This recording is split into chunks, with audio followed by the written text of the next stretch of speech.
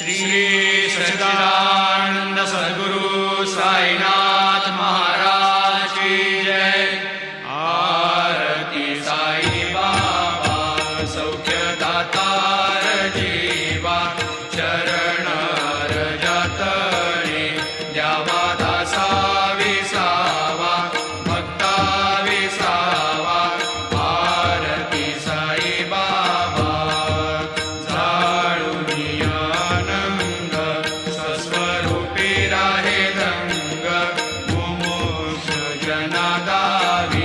निज डोळा श्रीरंग, डोळा श्रीरंग। आरती साई बाबा जया मनी जैसा भाव, दया तैसा अनुभव। दाविसी दया घना ऐसी तुझी माव, तुझी माव। आरती साई बाबा नाम ध्याता, हरे संस्कृती व्यथा। अगाध तव करणी मार्ग दाविसी अनाथा, दाविसी अनाथा। आरती साई बाबा कलियुगी अवतार, सगुण परब्रह्म साचार। अवतीर्ण झालासे स्वामी दत्त दिगंबर, दत्त दिगंबर। आरती साई बाबा आठा दिवसा गुरुवारी, भक्त करे तिवारी। प्रभु पद पाहावया भव भय निवारी, भय निवारी। आरती साई बाबा माझा निज द्रव्य ठेवा, तव चरण रज सेवा। मागणीची आता तुम्हा देवाधिदेवा, देवाधिदेवा। आरती साई बाबा इच्छित दिन चातक, निर्मल धोय निज सुख। आजावे माधवाया सांभाळ आपुली भाक, आपुली भाक। आरती साई बाबा सौख्यदातार जीवा, चरण रजतणी द्यावा दासा विसावा, भक्ता विसावा। आरती साई बाबा शिर्डी माझे पंढरपूर, साई बाबा रमावर, बाबा रमावर। साई बाबा रमावर शुद्ध भक्ते चंद्रभागा, भाव कुंडलिक जागा, कुंडलिक जागा। भाव कुंडलिक जागा। याहो याहो अवघे जन, करा बाबाशी वंदन, साईशी वंदन। करा बाबाशी वंदन, गणू म्हणे बाबा साई। भाव भाव माझे आई, भाव माझे आई, भाव भाव माझे आई। घालीन लोटांगण वंदीन चरण, डोळ्यान पाहिन रूप तुझे। प्रेमी अलंगिन आनंदी पूजिन, भावे वाळीन म्हणे नमा। त्वमेव माता पिता त्वमेव, त्वमेव बंधु सखा त्वमेव। त्वमेव विद्या द्रविणं त्वमेव, त्वमेव सर्वं मम देवदेव। कायेन वाचा मनसेन्द्रियैर्वा बुद्ध्यात्मना वा प्रकृति स्वभावात् करोमि यद्यत् सकलं परस्मै नारायणायति समर्पयामि। अच्युतं केशवं रामनारायणं कृष्णदामोदरं वासुदेवं हरि श्रीधरं माधवं गोपिकावल्लभं जानकीनायकं रामचन्द्रं भजे। हरे राम राम राम हरे हरे, हरे कृष्ण कृष्ण कृष्ण हरे हरे। श्री गुरुदेवा दत्त अनंता तुला ते कसे रे स्तवावे, अनंता तुला ते कसे रे नमावे। अनंता मुखाचा शिणे शेष गाथा, नमस्कार साष्टांग श्री साईनाथा। स्मरावे मनी त्वत्पदा नित्य भावे, पुरावे तरे भक्तीसाठी स्वभावे। तरावे जगातारुणी मा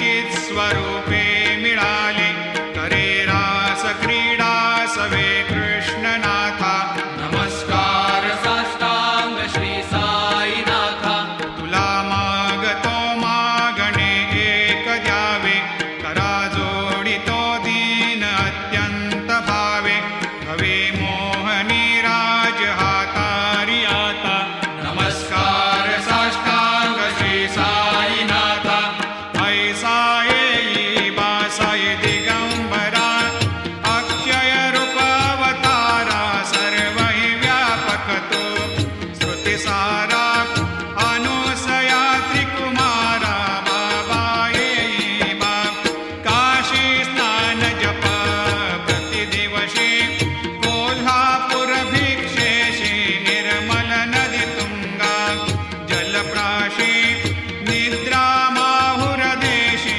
ऐसा येई बा झोळी लोंबतसे वाम करी त्रिशूल डमरोधारी भक्तावरद सदा सुखकारी देशील मुक्तिचारी ऐसा येई बा पायी पादुका जपमाला कमंडलो मृगचाला धारण करशी बा नागजटा मुकुट शोभतो माता ऐसा येई बा तत्पर तुझाया जे ध्यानी अक्षय त्यांचे सदनी लक्ष्मी वास करे दिन रजनी रक्षिसी संकट वारुणी ऐसा येई बा या परिध्यान तुझे गुरुराया दृश्य करी नयनाया पूर्णानंद सुखे एकाया लाविषि हरि गुण गाया ऐसा येई बा साई दिगंबरा अक्षय रूप अवतारा सर्व हि व्यापक तो श्रुतिसारा अनुसया त्रिकुमारा बाबा येई बा सदा सस्वरूपं चिदानन्दकन्दं जगत्सम्भवस्थान संहारहेतुं स्वभक्तेच्छया मानुषं दर्शयन्तं नमामीश्वरं सद्गुरुं साईनाथं भवद्वांतविद्वांसमार्तण्डमीड्यं मनोवागतेतं मुनिर्ध्यानगम्यं जगद्व्यापकं निर्मलं निर्गुणत्वां नमामीश्वरं सद्गुरुं साईनाथं भवाम्भोधिमग्नार्दितानां जनानां स्वपादाश्रितानां स्वभक्तिप्रियाणां समुद्धारणार्थं कलौ सम्भवन्तं नमामीश्वरं सद्गुरुं साईनाथं सदा निम्बवृक्षस्य मूलाधिवासात् सुधास्राविणं तेक्तमप्यप्रियन्तं तरुं कल्पवृक्षाधिकं साधयन्तं नमामीश्वरं सद्गुरुं साईनाथं सदा कल्पवृक्षस्य तस्याधिमूले भवद्भावबुद्ध्या सपर्यादिसेवां नृणां कुर्वतां भोक्तिमुक्तिप्रदन्तं नमामीश्वरं सद्गुरुं साईनाथम् अनेकाश्रुता तर्क्यलीलाविलासै समावेशकृतेशान् भास्वत्प्रभावम् अहं भावहीनं प्रसन्नात्मभावं नमामीश्वरं सद्गुरुं साईनाथं सतां विश्रमाराममेवाभिरामं सदा सज्जनैः संस्तुतं सन्नमद्भिः जनामोददं भक्तभद्रप्रदन्तं नमामीश्वरं सद्गुरुं साईनाथम् अजन्माद्यमेकं परब्रह्म साक्षात् स्वयं सम्भवं राममेवावतीर्णं भवद्दर्शनात् पुनीतप्रभोऽहं नमामीश्वरं सद्गुरुं साईनाथम् श्री साईश कृपानिधेऽखिल नृणां सर्वार्थसिद्धिप्रद युष्मत्पादरजप्रभावमतुलं धातापि वक्ता क्षमः सद्भक्त्या शरणं कृताञ्जलिपुट सम्प्रापितोऽस्मि प्रभो श्रीमत्साई परेशपादकमलान् न्यान्यच्छरण्यं मम सायेरोपधर रागोत्तमं भक्तकामविबुधद्रुमं प्रभुं माययोपहत चित्तशुद्धये चिन्तयाम्यमर्निशं मुदा शरत्सुधांशो प्रतिमं प्रकाशं कृपातपत्रं तव साईनाथ त्वदीयपादाब्जसमाश्रितानां स्वच्छायया तापमपाकरोतु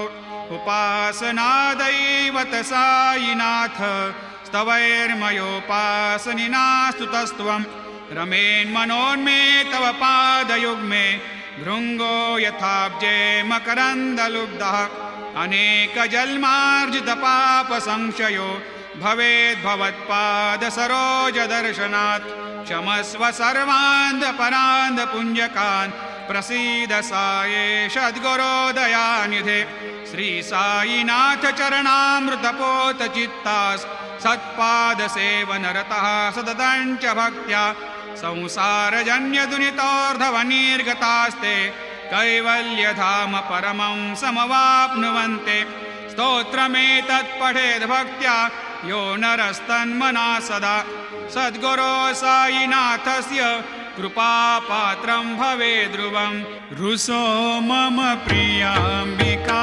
मजवरी पिता हि रुसो रुसो मम प्रियाङ्गना प्रियसुतात्मजा हि रुसो रुसो भगिनी बन्धु हि श्वशुरसासुबाई रुसो न दत्त गुरु साई मामजवरी कधीहि रुसो पुसो न सुनबाई त्या मजन भ्रातृजाया पुसो पुसो न प्रियसो यरे प्रियसगे न ज्ञाते पुसो पुसो सुरदना सखा स्वजननाप्तबन्धु पुसो परीन गुरु साई मामजवरी कधीहि रुसो पुसो न अबला मूले तरुणरुद्धहीना पुसो पुसो न गुरुधाकुटे मजन थोरसाने पुसो पुसो न च भले बुरे सुजन साधुहीना पुसो परीन गुरु साई मामजवरी कधीहि रुसो रुसो चतुरतत्त्वविद् विबुध प्राज्ञज्ञानी रुसो रुसो हि विदुषी स्त्रिया कुशल पंडिता हि रुसो रुसो महीपते यति भजक तापसे हे रुसो न दत्त गुरु साई मामजवरी कधीहि रुसो रुसो कवि ऋषि मुनि अनघसिद्धयोगे रुसो रुसो हि गृह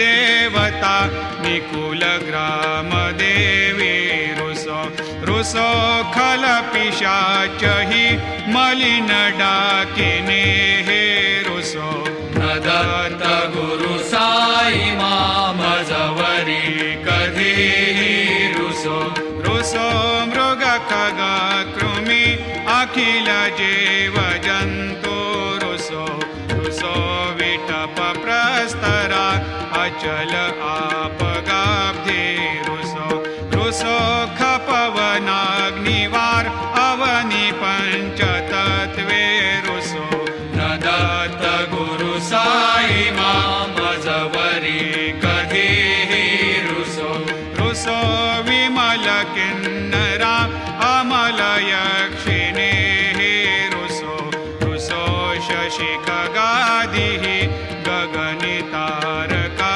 हि रुसो रुसो अमर राजहि अदय धर्मराजा रुसो न दत्त गुरु साई मामजवरी कधीहि रुसो रुसो मन सरस्वती चपल चेतते हे रुसो रुसो वपुदिशाखिला कठिन